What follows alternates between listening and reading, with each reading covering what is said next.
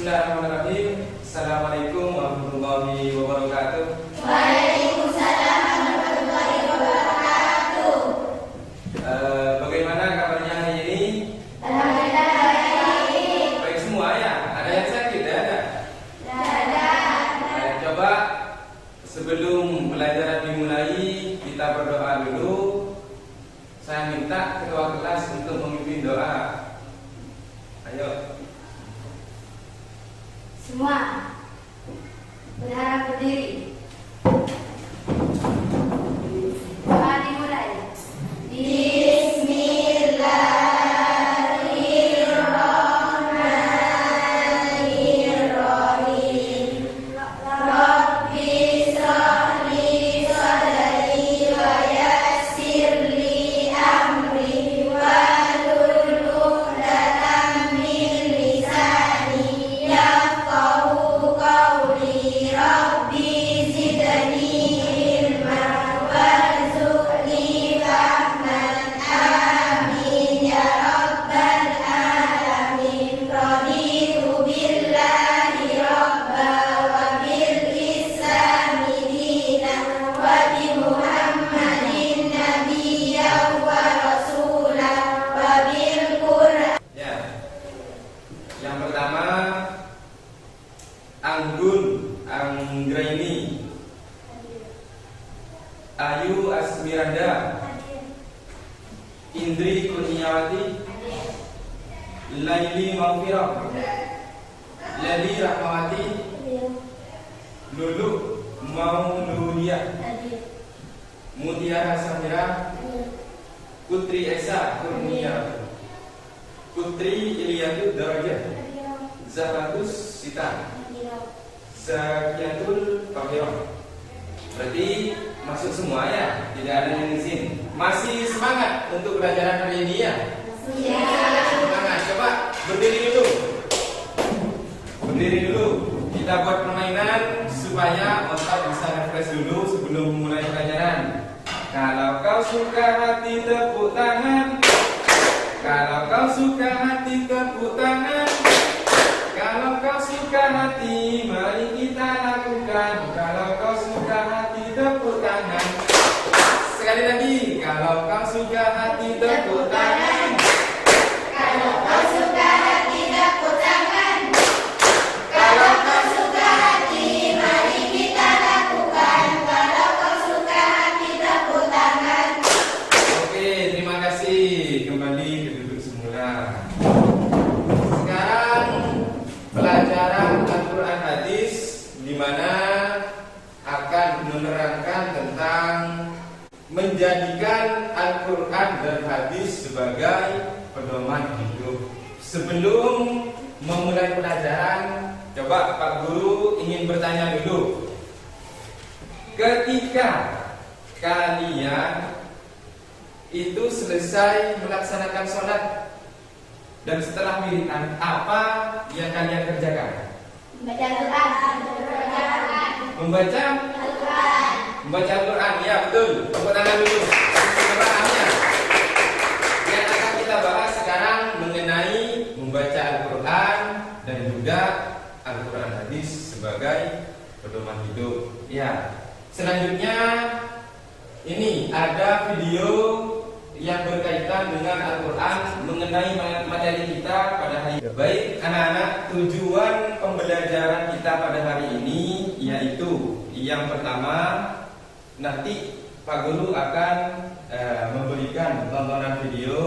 Setelah itu kalian bisa menjelaskan kedudukan fungsi Al-Quran dan Hadis. Itu yang pertama ya. Terus yang kedua, nanti akan membuat diskusi dan menyebutkan kedudukan fungsi Al-Quran Hadis dengan benar lewat diskusi tersebut. Ya. Terus yang ketiga, di mana nanti kalian itu bisa menghubungkan kedudukan Al-Quran dan Hadis dalam kehidupan Islam. Ya. Siap ya? Sekarang kita simak bersama-sama tentang video pembelajaran Al-Quran dan Hadis. Ini Pak Guru sudah siapkan. Al-Quran secara bahasa merupakan bentuk masdar dari fi'il madhi qara'a. Qara'a yang roh Qur'anan, yang artinya adalah bacaan. Sedangkan menurut istilah, Al-Quran adalah wahyu Allah atau firman Allah yang diturunkan kepada Nabi Muhammad Shallallahu Alaihi Wasallam melalui malaikat Jibril, dan membacanya merupakan ibadah. Diturunkan secara berangsur-angsur dan diriwayatkan secara mutawatir. Dari pengertian di atas dapat kita simpulkan bahwasanya unsur-unsur dalam pengertian Al-Quran adalah: yang pertama, Al-Quran adalah wahyu Allah. Yang kedua, diturunkan kepada Nabi Muhammad SAW ya, perantara malaikat Jibril. 4. Membaca Al-Quran merupakan ibadah. 5. Diturunkan secara berangsur-angsur, dan yang terakhir adalah diriwayatkan secara mutawatir. Perlu kita ketahui bahwasanya selain Al-Quran, Allah menurunkan beberapa kitab yang lain: Zabur, Taurat, Injil. Zabur diturunkan kepada Nabi Daud alaihissalam. Kitab Taurat diturunkan. Sudah, dari tontonan video barusan mungkin ada pertanyaan atau yang masih belum dimengerti tentang materi yang sudah Bapak paparkan lewat video barusan. Monggo. Saya Pak. Ya, Apa ini. pengertian Al-Quran? Apa pengertian Al-Quran? Saya Pak. Coba, Saya, Pak. siapa yang bisa? Al-Quran adalah wahyu atau kalam Allah yang diturunkan untuk Nabi Muhammad melalui malaikat Jibril. Terus, ya. Dan yang membacanya mendapat pahala. Sip. Betul, tepuk tangan dulu. Coba dicatat tugasnya. Ya, dicatat ya. Kelompok. Sudah, ini untuk kelompok pertama. Tugasnya dikerjakan ya. Dibaca, diteliti, dan dikerjakan. Terus kedua sini ya. Yang ketiga di sini. Coba berdiskusi, kalian kerjakan.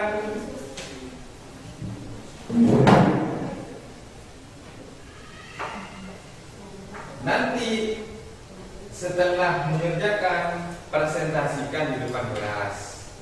Ya.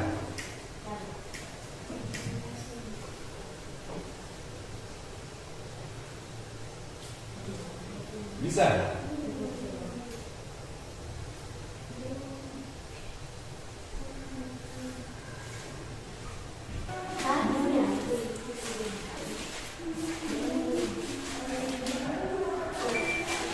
Bisa ya?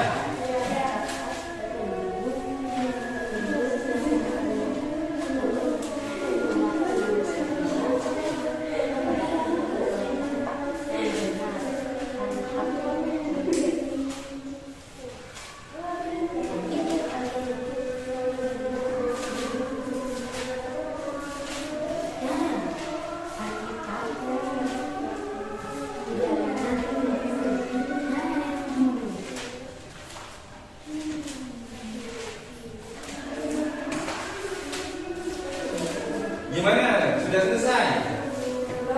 Belum? Bikin lagi.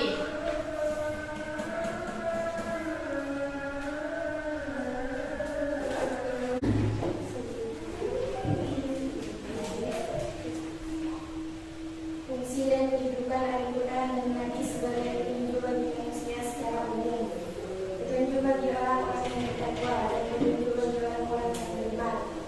Fungsi Al-Quran secara umum: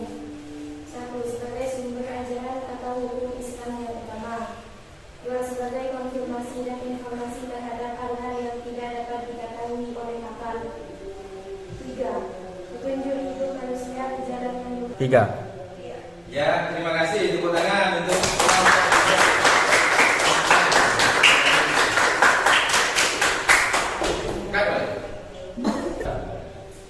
baik anak-anak, karena tugas diskusi barusan sudah selesai. Insya Allah setelah diskusi barusan kalian sudah memahami tentang Al-Quran dan hadis sebagai pedoman hidup.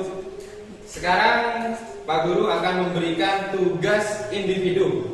Langsung dikerjakan ya. Ini soalnya ini mudah-mudah.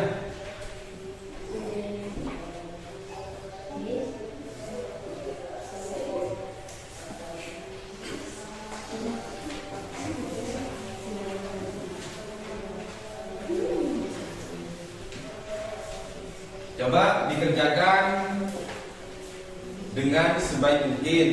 Ya, waktunya 30 menit. Apa? Tolong kerjakan sebaik mungkin. Nanti Pak Guru kasih waktu 10 menit. 10 menit langsung dikumpulkannya. Siapa?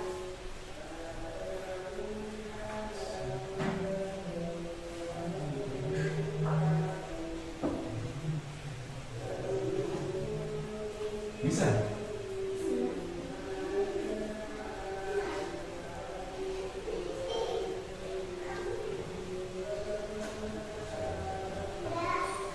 Sudah, 10 menit sudah berlalu. Coba yang bersedia mengumpulkan tugas dari siswanya, angkat tangan. Ya, ayo. Kero. Minta tolong Pak Guru ya.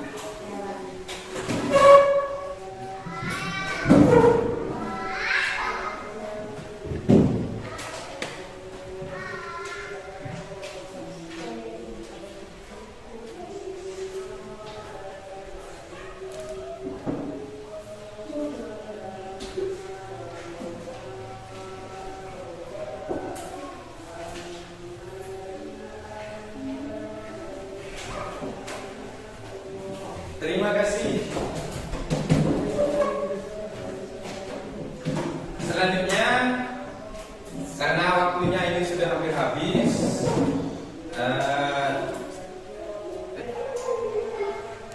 sudah untuk PR di rumah, coba lihat halaman 23 coba. Itu kerjakan di rumah ya. Itu sambil lalu kerjakan di rumah, buat pekerjaan nanti persiapan minggu depan.